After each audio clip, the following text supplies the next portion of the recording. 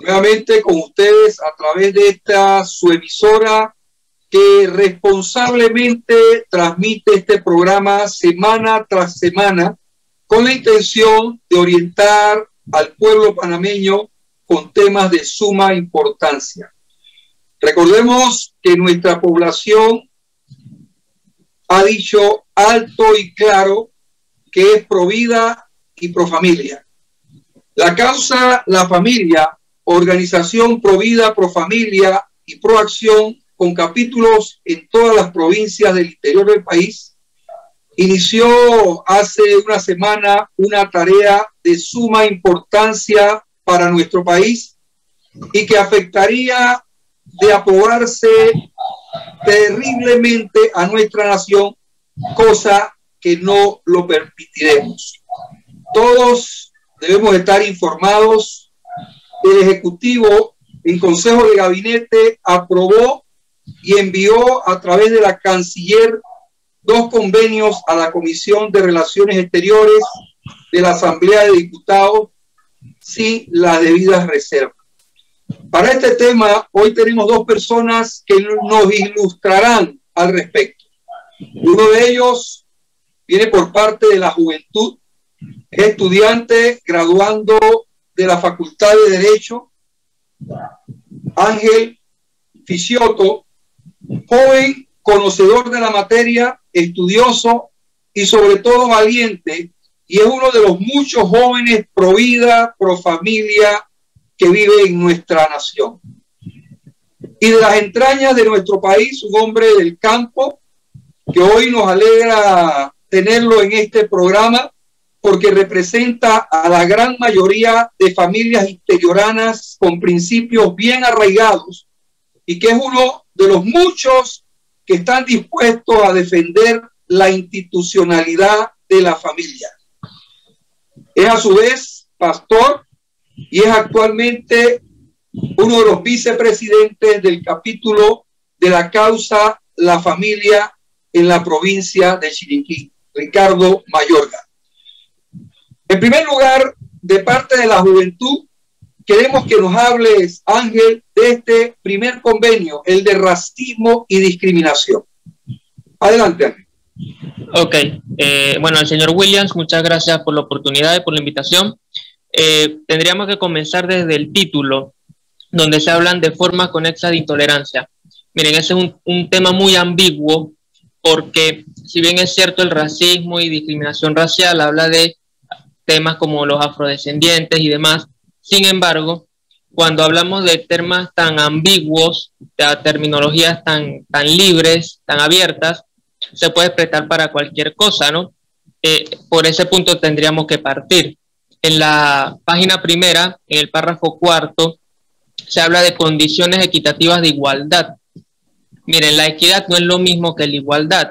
La igualdad tiene que ser ante la ley. No podemos permitir ni promover que el Estado panameño empiece a crear condiciones de desigualdad ante la ley sobre pretexto de querer en la práctica crear una condición de igualdad que no se va a conseguir nunca tampoco, y que en la sociedad crearía un descontento efectivamente por empezar a tratar privilegiadamente a ciertos sectores por sobre la mayoría y por sobre un principio fundamental que es la igualdad ante la ley.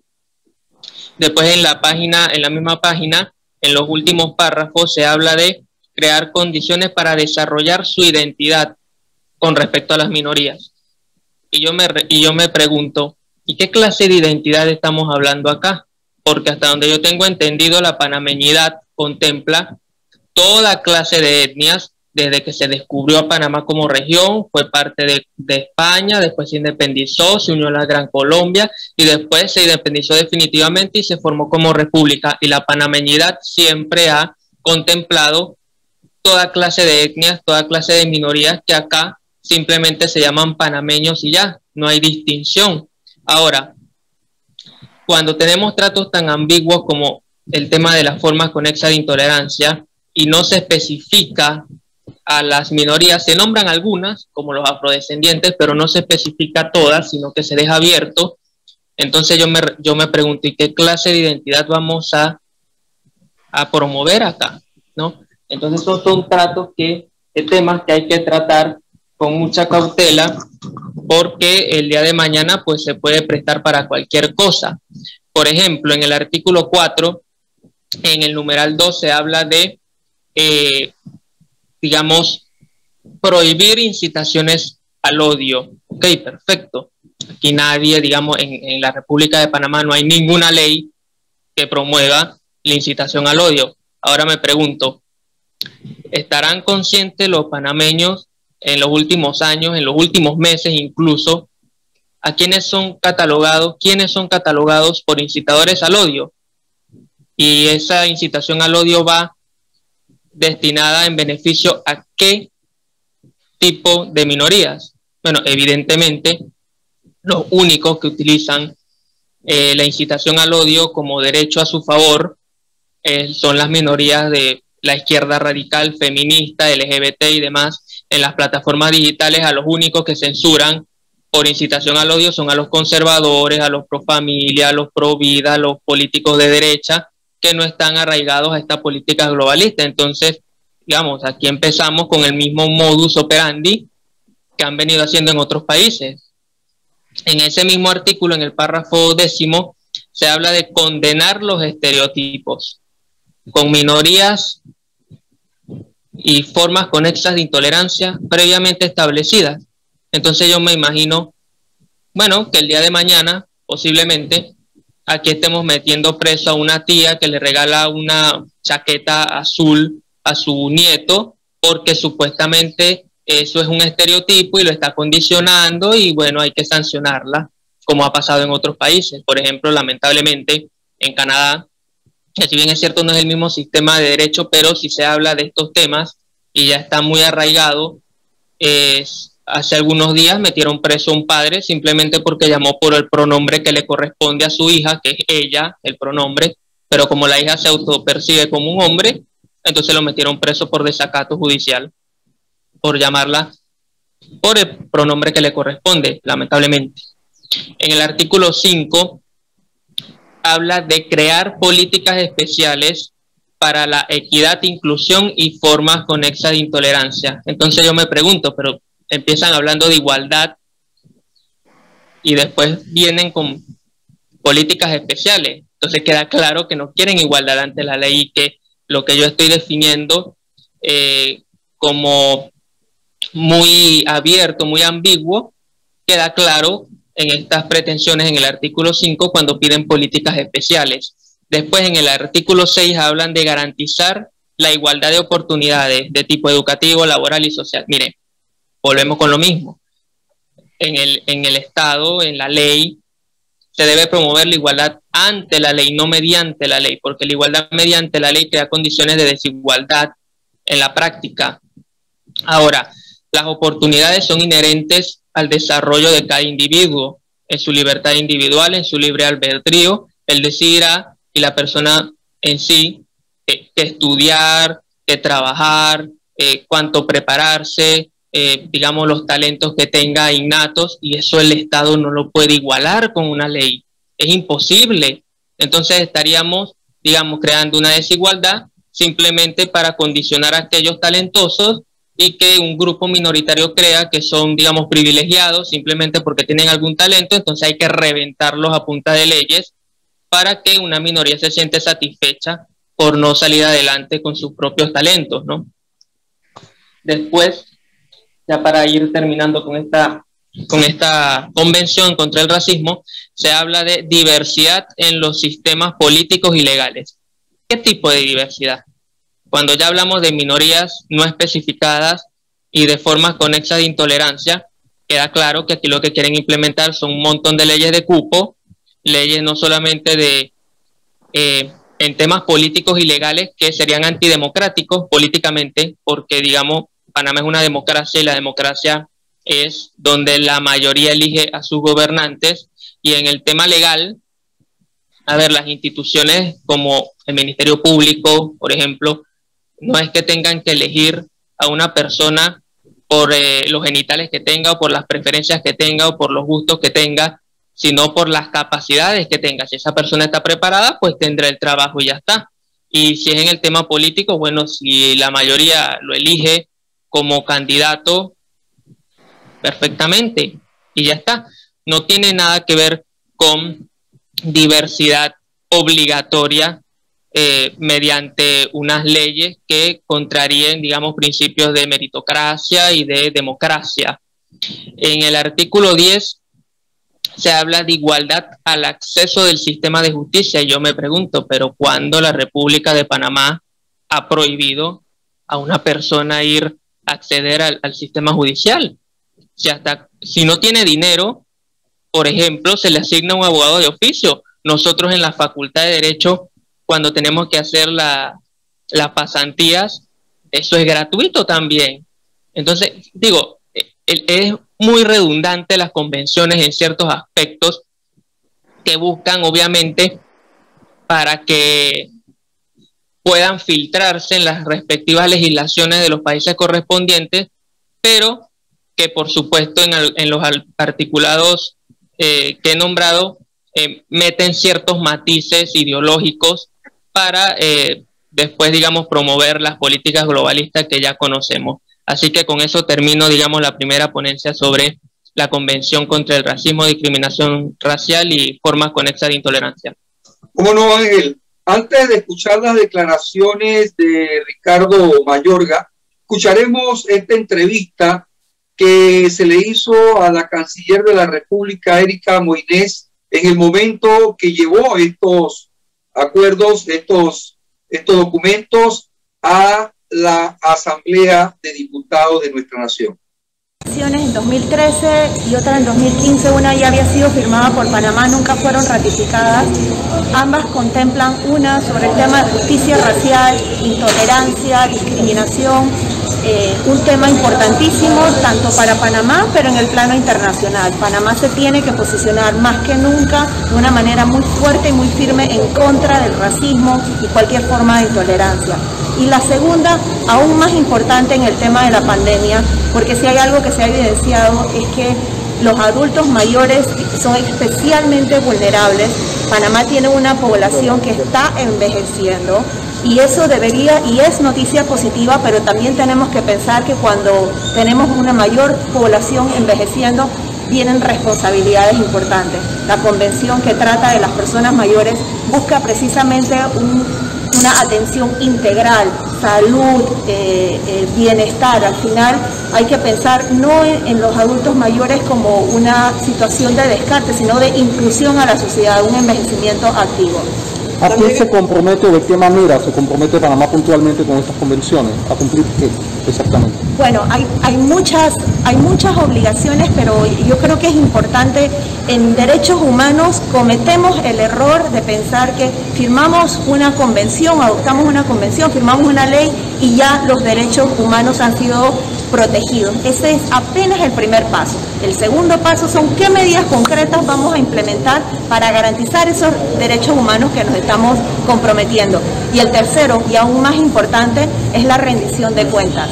Todo eso que hemos dicho que vamos a proteger, ¿cómo lo estamos haciendo? Hacernos responsables como Estado para efectivamente garantizar que se estén protegiendo esos derechos humanos. De esta manera entonces se firman estos convenios internacionales y los podrían entonces iniciar estos proyectos. Sí, eso es lo que venimos acá, venimos a solicitar que ambos proyectos de ley que adoptan las convenciones sean ratificados para poderlos implementar en Panamá. ¿Hace qué tiempo se habían presentado estas convenciones? 2013 y 2015. Primero que hay en materia de derechos humanos a nivel internacional para este tipo de personas. Hay muchas, las Naciones Unidas, o sea, hay muchos convenios internacionales, algunos de los cuales Panamá es parte. Estos eran convenios importantes, de hecho, vienen de la OEA, en donde Panamá en su momento incluso fue parte de las comisiones que las trabajaron en implementar. Entonces realmente es una deuda histórica que tiene Panamá con estos derechos. Señor Mayorga, ¿cuál sería su análisis de estas declaraciones de la ministra canciller Moines?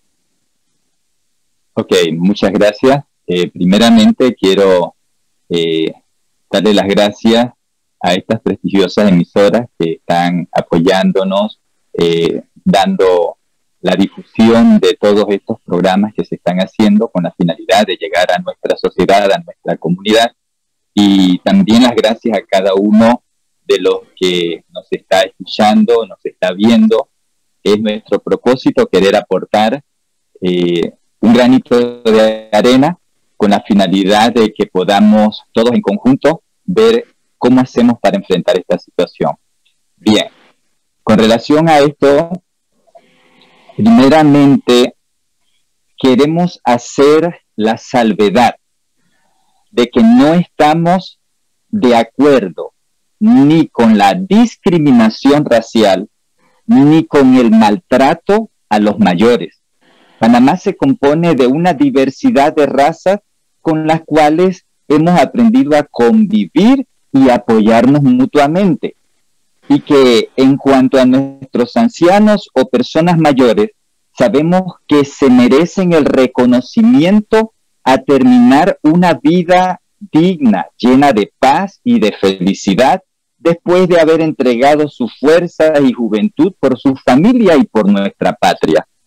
Dicho esto, dejamos bien claro que nuestra preocupación por estos dos tratados no se debe a lo que aquí respecte a la discriminación racial ni al maltrato a los mayores.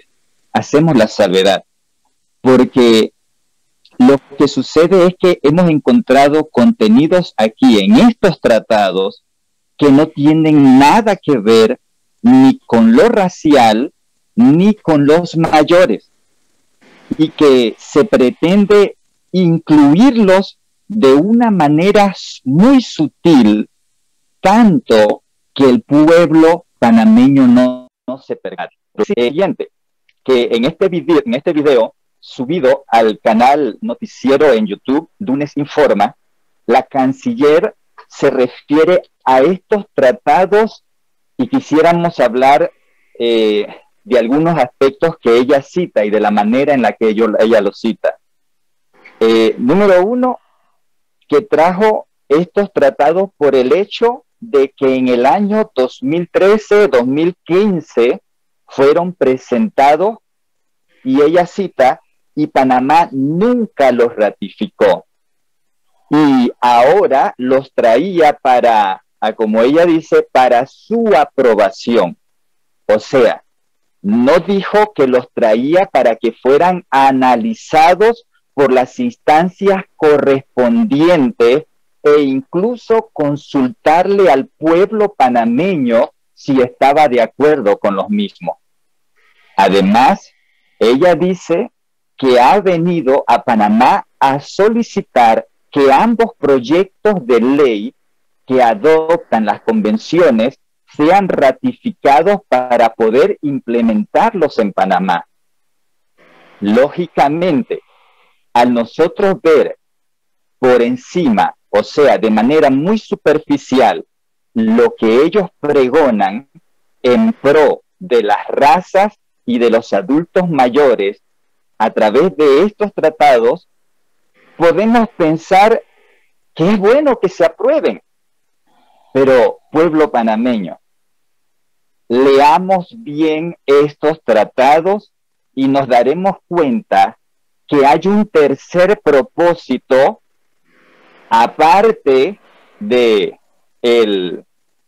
cuidar el tema de la discriminación, el tema del maltrato a los mayores. Hay un tercer propósito, el cual es abrir una puerta para la entrada de prácticas erróneas a las cuales estos grupos llaman derechos, pero que van en contra de la Constitución panameña y de la familia y de la libertad de expresión incluso.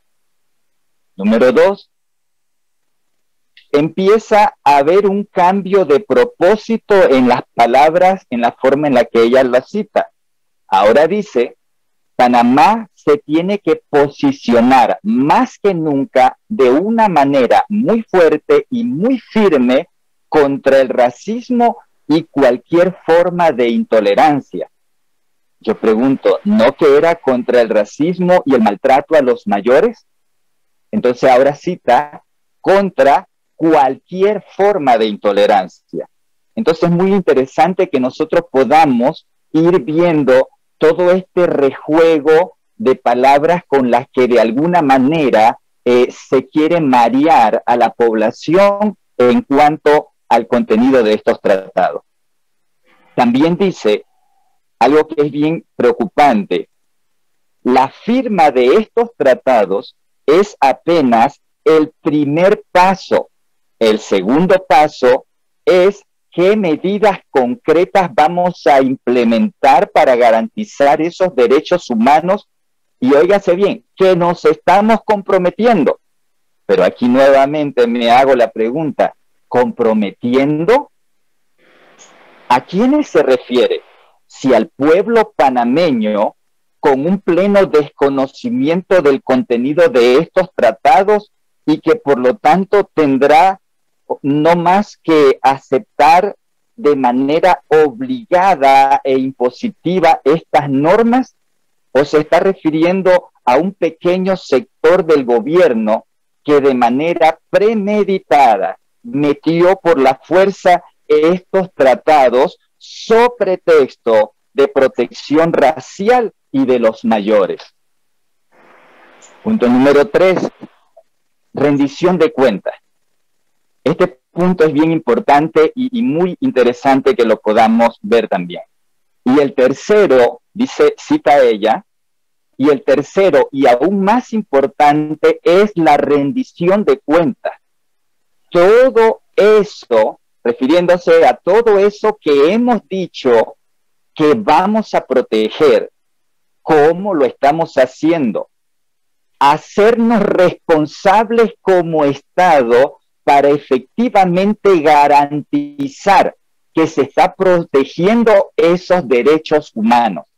O sea, estimado pueblo panameño, esto obliga al Estado y al pueblo panameño a hacerse responsable del cumplimiento o no de los que hay aquí en estos convenios.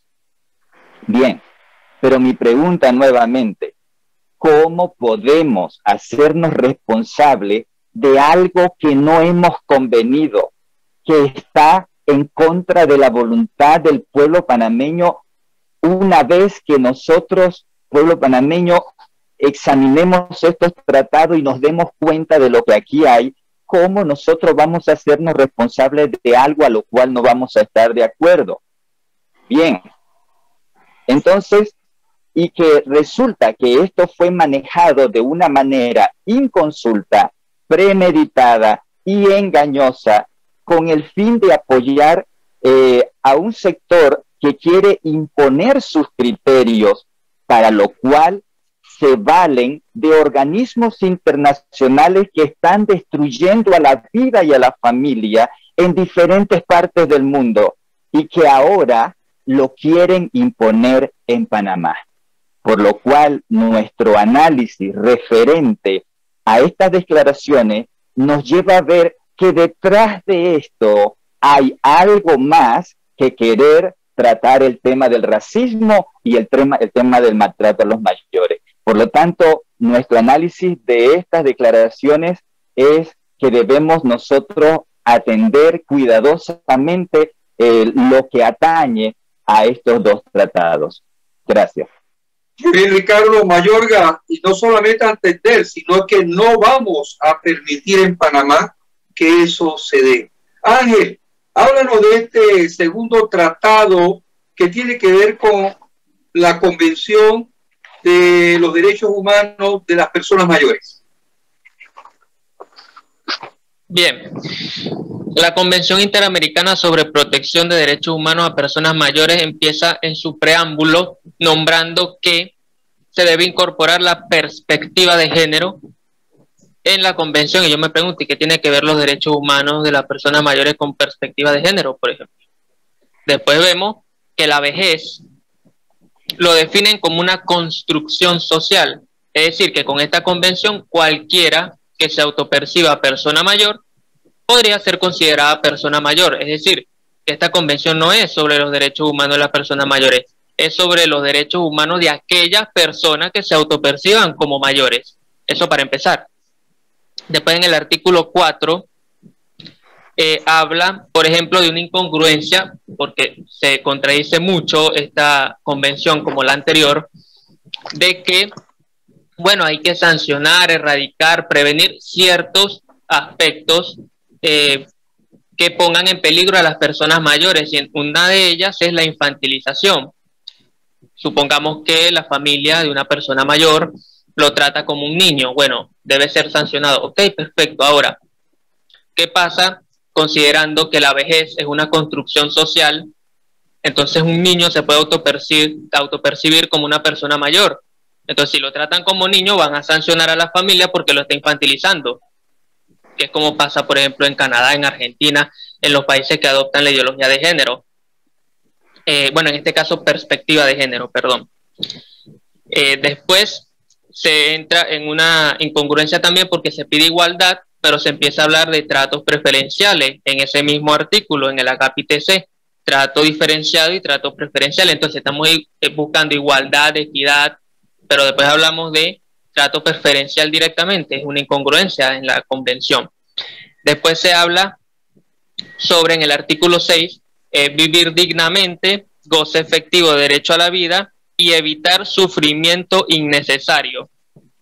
Mire, a mí me suena eso a lo que acaban de legalizar en España como el suicidio asistido, le llaman eutanasia, para no decir la verdad, pero digamos, hablan de no tener miedo a la muerte, por ejemplo, en la convención, en esta convención. Entonces, digamos, el día de mañana podríamos estar legalizando el suicidio asistido, ni siquiera a las personas mayores, que me parece una aberración, sino a aquellos que se autoperciban como personas mayores. Después tenemos, por ejemplo, otra vez el tema de erradicar estereotipos. Aquí es mucho más descarado porque ya le metieron directamente perspectiva de género y sabemos a qué clase de estereotipos se refiere.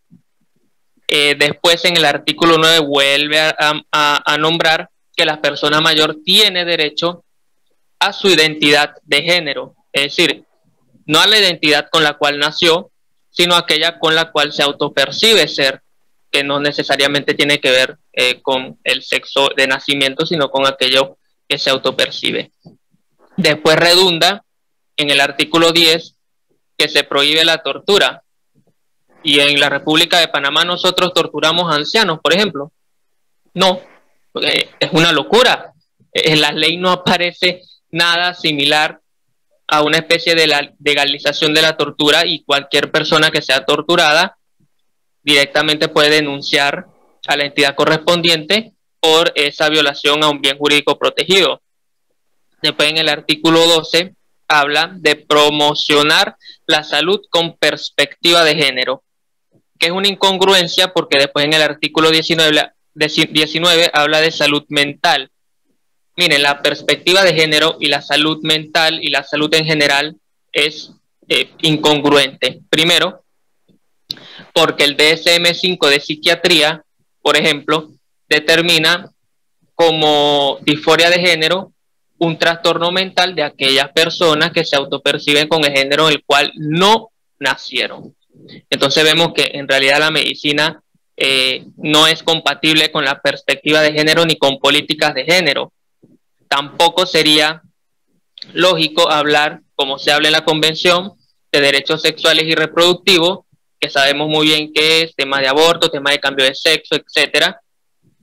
Y eso es incompatible también con el tema de salud. Primero, porque empezar a hormonizar a aquellos ancianos que se autoperciban, primero que se autoperciban como personas mayores, primer punto, porque es una construcción social según la Convención. Y segundo, que no es que solo se autoperciban como personas mayores, sino que se autoperciban con un género que no les corresponde biológicamente. Entonces, digamos, ¿qué clase de salud es esa de promover lo que no existe, lo que no es real, y además empezar a hormonizar y mutilar genitales a razón de la autopercepción de alguien? Es una falacia, digamos, abismal de la Convención. Después tenemos que en ese mismo artículo 19, donde hablan de salud sexual y reproductiva y temas de salud mental, que las personas mayores tendrán acceso a medicamentos esenciales, pero esenciales según qué, según la OMS. Obviamente, con perspectiva de género y toda esta parafernalia de los derechos del neomarxismo cultural actual, vamos a tener el día de mañana a personas hormonizadas que se autodefinen como adultos mayores, por ejemplo, lo cual es una gran falacia. Después habla en el artículo 26, ya para ir concluyendo, de garantizar una vida independiente a las personas mayores. Y bueno, ¿qué clase de incongruencia, no? Porque pedimos primero subsidios, pedimos inclusive un sueldo para una vida digna a una persona mayor, pedimos preferencias como en ese mismo artículo, como acceso a internet de menor precio, tarifas preferenciales, acceso reservado a transporte público. Entonces vamos a pedir igualdad, vamos a pedir preferencia. No tiene congruencia, ok. Y en Panamá, por ejemplo, en los espacios públicos, claro que las personas mayores tienen preferencias por su condición, está perfecto. Digamos, en el banco una fila especial para los jubilados, en el Metrobús, por ejemplo, asientos reservados para jubilados, perfectamente. Pero digamos, es una incongruencia hablar de independencia, de buscar independencia a las personas mayores y después pedir preferencias y subsidios y un montón de cosas que evidentemente contrarian el articulado en cuestión. Y después, para ya terminar, en el artículo 27 hablan sobre derechos políticos, donde se busca integrar a puestos públicos a las personas mayores. Y yo me pregunto, ¿y es que en Panamá no se eligen a personas mayores para cargos de elección popular?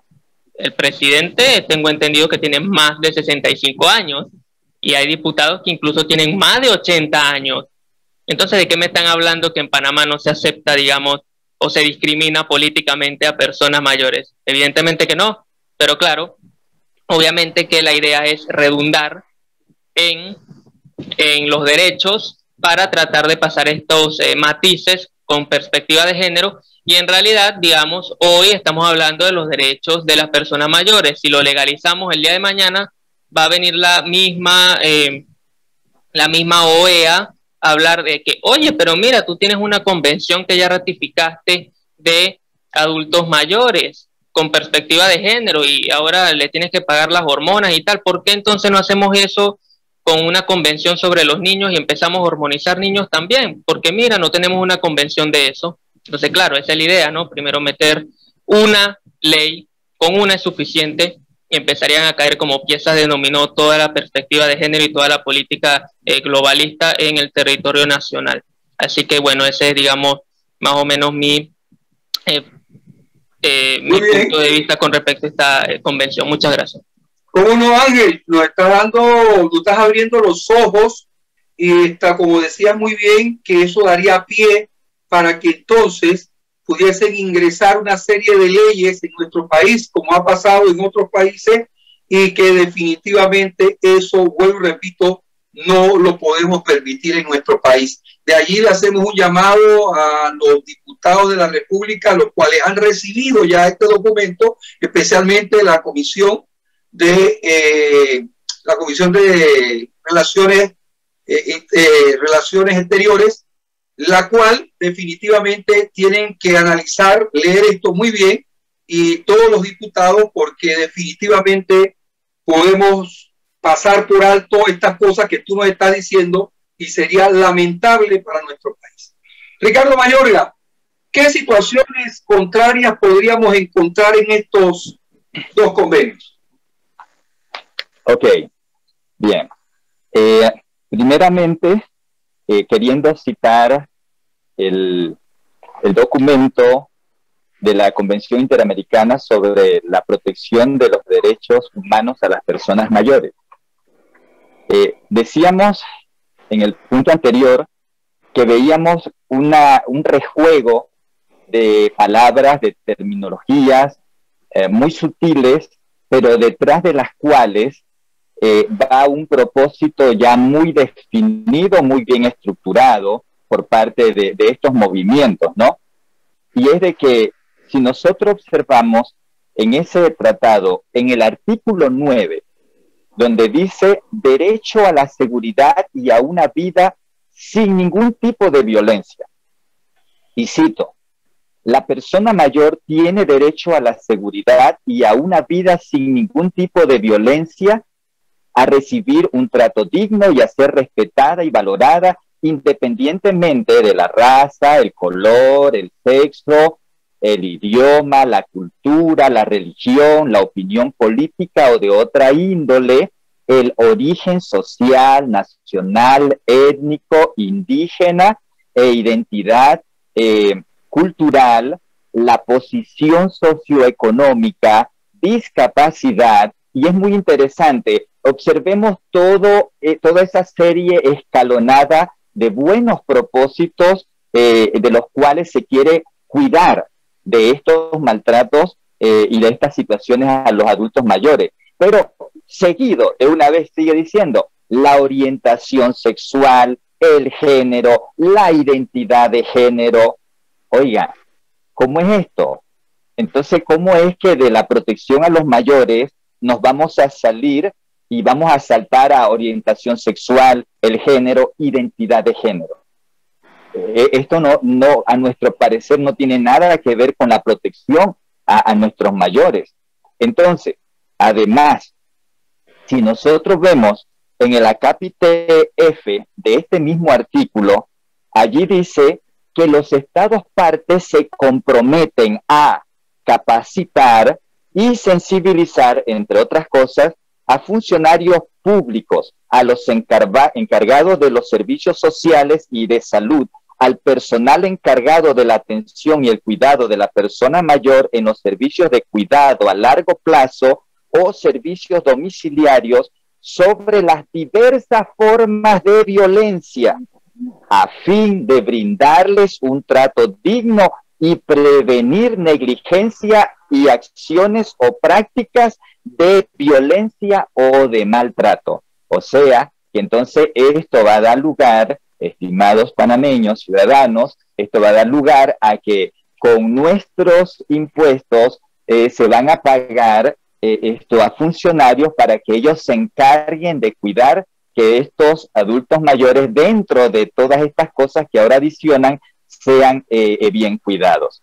Entonces, además, también si nosotros vemos en cuanto al documento de la discriminación racial y formas conexas de intolerancia, en cuanto a ese documento, podemos encontrar que en el capítulo 2, en su artículo 2, detrás de una aparente defensa viene el ataque a lo que ellos llaman formas conexas de intolerancia de la vida, ya sea pública o privada.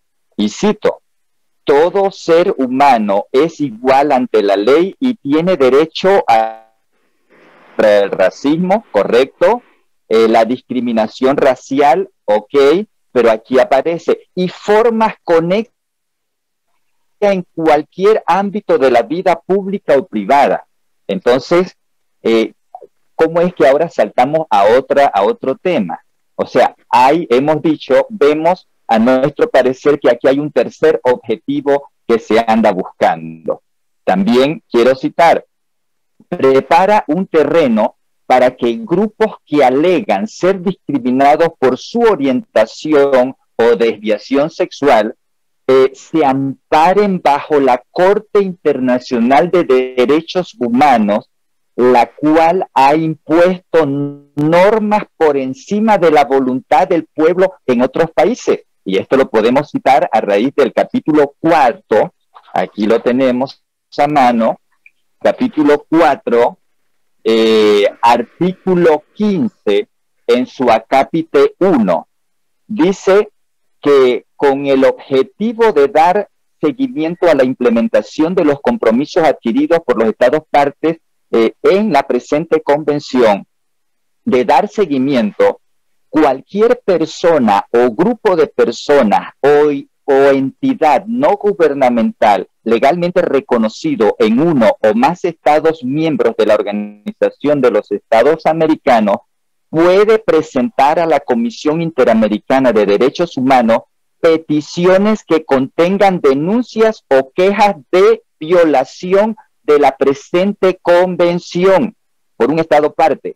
Asimismo, todo Estado parte puede, en el momento del depósito de su instrumento de ratificación o de adhesión a esta convención o en cualquier momento posterior, declarar que reconoce la competencia de la Comisión para recibir y examinar las comunicaciones que un Estado parte alegue que otro Estado parte ha incurrido en violaciones de los derechos humanos. Además, también dice, en dicho caso, se aplicarán todas las normas de procedimiento pertinente contenidas en la Convención Americana sobre Derechos Humanos.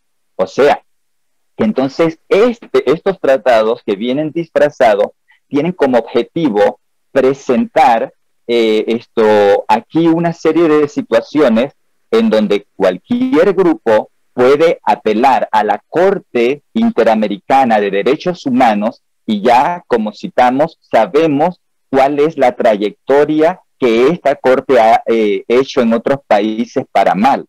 Además, también le da facultad al Estado para que por encima de la Constitución y de la voluntad panameña pida a la Corte Interamericana de Derechos Humanos que sea ella la que tenga la última palabra.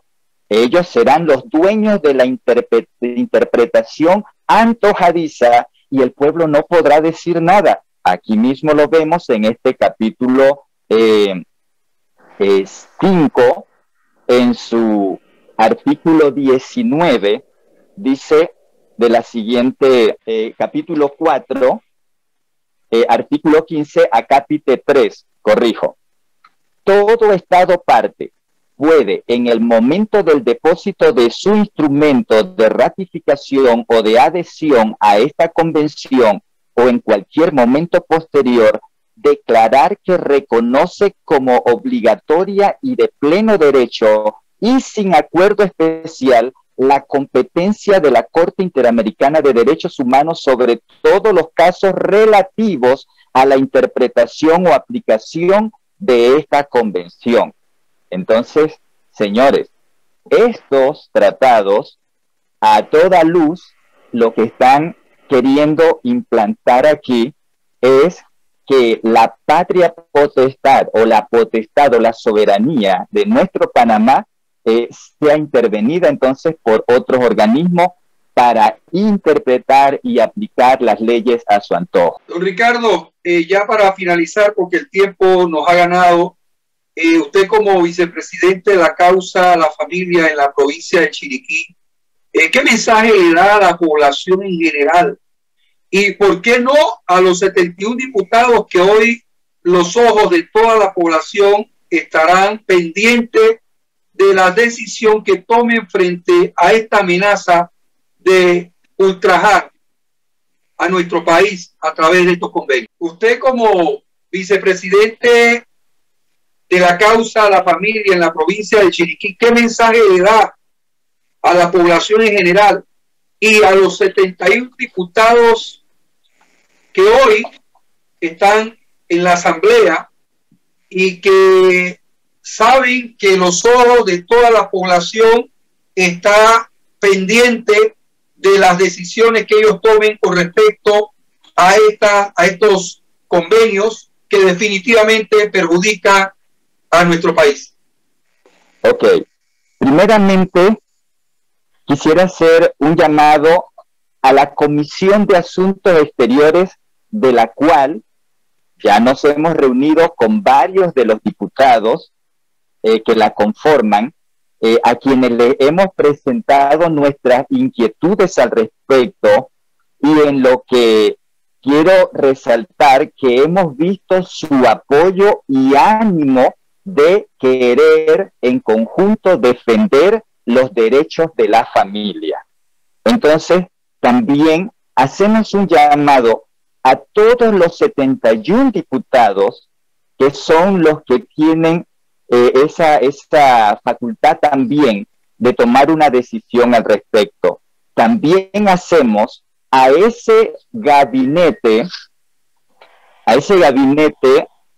que según la publicación en la página de internet mire.gov.pa,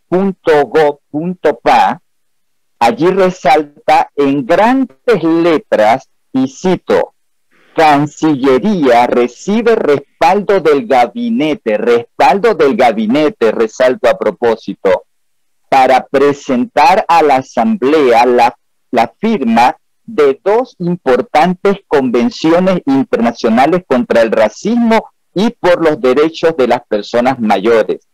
También aún hago un llamado al mismo señor presidente de la República, el señor Nito Cortizo, a que, por favor, en verdad analicen el trasfondo malintencionado que se esconde detrás de estos tratados. Que tengan presente que no únicamente ustedes están gobernando para un país por hoy, sino de que también ustedes lo están haciendo para ustedes mismos, para sus hijos, para sus nietos y para sus generaciones futuras. Y que lo bueno o malo que ustedes hagan en la toma de decisiones para enrumbar el futuro de nuestro país no va a afectar únicamente a personas ajenas a ustedes, sino que también va a tocar la familia suya.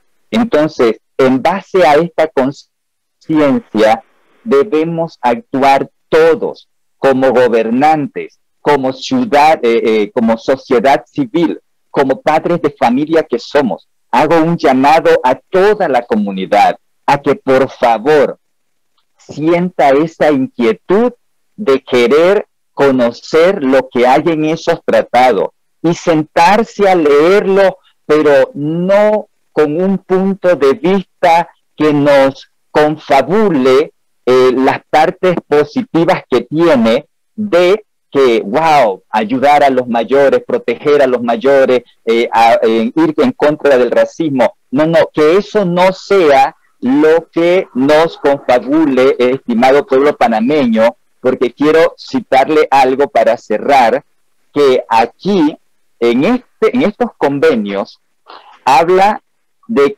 que aquí no hay forma de que esto sea echado para atrás una vez que se apruebe. Aquí habla de las reservas. Escúchese bien. Los estados partes podrán formular reservas a la presente convención, reservas, o sea, recomendaciones, solicitudes de cambio de terminología, etcétera, a la presente convención al momento de su firma, ratificación o adhesión, y óigase bien, siempre que no sean incompatibles con el objeto y fin de la convención y versen sobre uno o más disposiciones específicas. O sea, que podemos opinar para estos tratados, podemos exponer siempre y cuando no los contravengan. Pero, señores diputados, ¿de qué manera se puede hacer una corrección a lo que hay aquí que no contraríe todo el material nocivo que también hay dentro de esto? ¿De qué manera se puede hacer sin que lo contraríe? Entonces, ellos aquí de alguna manera blindan entonces sus pretensiones al decir, bueno, sí se puede hacer reserva siempre y cuando las mismas no vayan en contra. Y si nosotros vemos el artículo 21, donde allí habla de que se puede denunciar esta presente convención o tratado, se puede denunciar. Y cito rápidamente, la presente convención permanecerá en vigor indefinidamente, pero cualquiera de los estados partes podrá denunciarla mediante notificación escrita dirigida al secretario general de la Organización de los Estados Americanos. Pero dice, transcurrido un año contado a partir de la fecha del depósito de instrumento de denuncia, la convención cesará en sus efectos para dicho estado. O sea que después de un año de que se denunció y que se dijo señores, no queremos seguir más en esto, pero según lo que a nuestro juicio vemos allí, entonces que tenemos que aceptarla todavía un año más. Ahora, que la aceptáramos y no la cumplamos, ok, pero veamos cómo termina este artículo 21. La denuncia no eximirá al Estado parte de las obligaciones impuestas por la presente convención en relación con toda acción u omisión ocurrida antes de la fecha en que la denuncia haya entrado en vigor. Entonces, si hoy la aprobamos y mañana vemos que no es buena y la denunciamos, la rechazamos, la tenemos que mantener un año más aquí, y si no la cumplimos, no se nos va a eximir de las responsabilidades que conlleva esto. O sea que esto es algo a lo que decimos lo siguiente, señores diputados, estimados gobernantes y estimado pueblo panameño. Es importante que nosotros podamos pedir no que estos documentos sean archivados, sean engavetados. Nosotros tenemos que exigir que estos documentos sean totalmente eliminados de nuestro Panamá, porque esto es lo que nos va a poner una ley mordaza a la libertad de expresión, a la verdadera democracia, e incluso va a ir por encima de nuestra Constitución panameña. Entonces, está en nuestras manos. El Señor Dios Todopoderoso dice en su palabra que Él dejó al hombre sobre la faz de la tierra para que señoreara sobre ella. Entonces, ¿pero de qué manera estamos señoreando? Si nosotros estamos permitiendo que corrientes internacionales quieran venir a desmoralizar el verdadero sentido de nuestra ciudadanía y de nuestra patria y nuestra familia. Que el Rey les bendiga a todos. Muy bien, interesante sus palabras. Estoy seguro que mucha gente querrá leer el convenio. El que desee que el convenio se lo mandemos inmediatamente, son pocas páginas, puede llamar al 6770-4925, 6770-4925, y por vía de WhatsApp se lo haremos llegar. Cabe mencionar que, como usted dijo, los diputados, y eso nos alegra, de la comisión, con los cuales ya los miembros de la causa en cada una de las provincias se han acercado. Fernando Arce en la provincia de Chiriquí, Alejandro Castillero en la provincia de Herrera, Gerardo Concepción en el área de Barú, Chiriquí, y Eric Brose en el área de Los Santos. Y casualmente en estos precisos momentos está el equipo de la causa La Familia en Colón con Mariano López.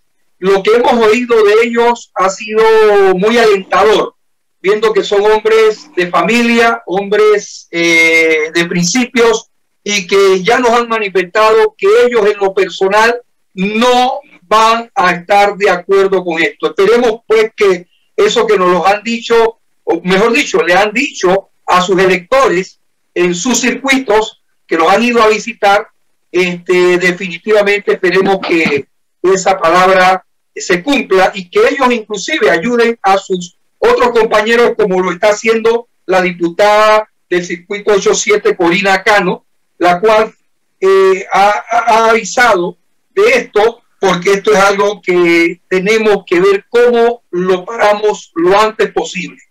Yo creo, usted habló también del Consejo de Gabinete. Yo estoy casi seguro, con mucho respeto lo digo, que de repente lo aprobaron, pero quizás la gran mayoría no lo había leído. Y ojalá que esta información les llegue, porque creo que con esta explicación que Ángel y usted han hecho, mucha gente va a abrir los ojos, y yo todavía creo en el señor presidente que él no permitirá pues que esto ocurra en nuestro país,